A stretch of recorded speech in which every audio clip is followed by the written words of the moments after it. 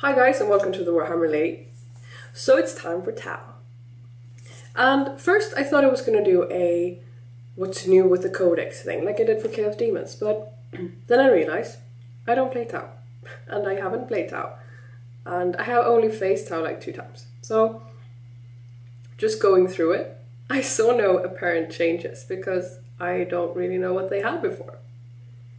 So I thought let's start the reviews right now.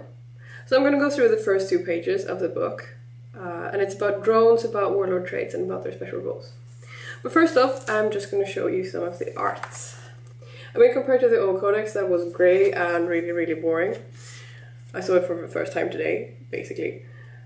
This looks so much better. There is so much lovely artwork in this. I have not read the lore yet, but I'm sure it's great. So far, I have not been disappointed by the hardback codexes that there are out there. But yeah, this looks so good, and well, yeah, it's gorgeous. I can't say anything more than that. It's nothing less, anyway. But anyway, let's get started with the review. There are 2 special rules for Tau. The first one is called Bonding Knife Ritual, and it allows for your unit that is consistent entirely of models with this special rule to have the heroic morale special rule, even though they are not joined by independent characters. And for the units I've seen so far, for example for the broadsides, this is an upgrade that you buy. Example for the broadside is it says the entire unit may take the Bonding Knife Ritual special rule, and it's 1 point per model, so it's really cheap. And then the second special rule is supporting fire. Now this is fairly neat. It means that if an enemy charges, they declare a charge. All friendly units within 6 inches with this special rule can also fire Overwatch as if they were the ones that were charged. So this is really neat. If you have 3 units and say the one in the middle is charged, then the guys, if they're within 6 inches, they can fire as well, which makes perfect sense. If you were shot at or charged at least, why would not your friends help you? Of course they'd shoot as well. So I think this is a very neat special rule.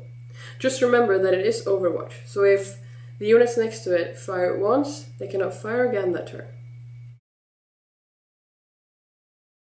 Just as other armies that have come out recently, the Tau have their own warlord traits now.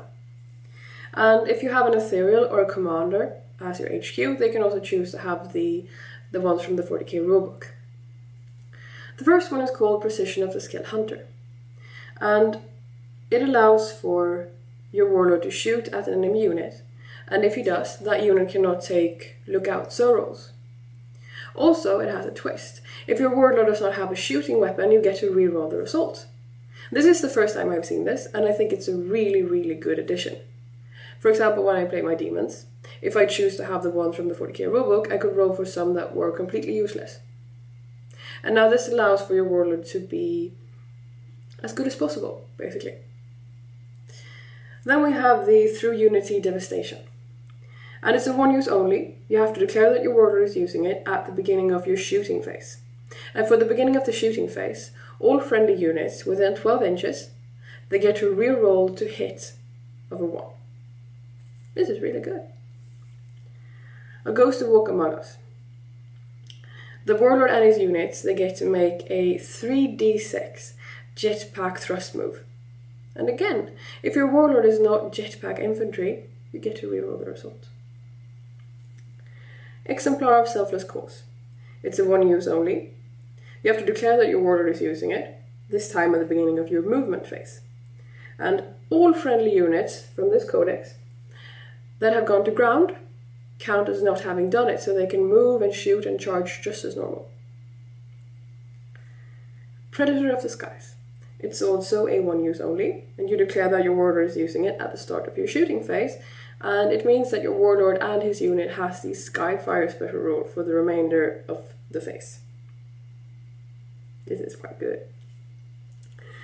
And then the last one is called Through Boldness Victory. And this allows for your warlord and any unit that he joins to not scatter when they deep strike. Again, if your warlord cannot deep strike, you get to reroll the result. the last part of this video is about drones. They have a whole page. There's a lot of rules about drones. First off, if you have a unit comprised only of drones, then they count as non-scoring, non-denial units, and also it says they do not have the bulky special rule. Period. If you have drones as unit upgrades, they count towards additional squad members for all rules. They are, however, upgrades, so they cannot have upgrades themselves. So for example, if you have drones with your fire warriors and they have grenades, then only the fire warriors can buy the upgrades. Also, they're unable to leave their unit and they have to remain in good currency at all times. If you have an independent character that has the drones, first off, if the independent character dies, you don't remove the drones.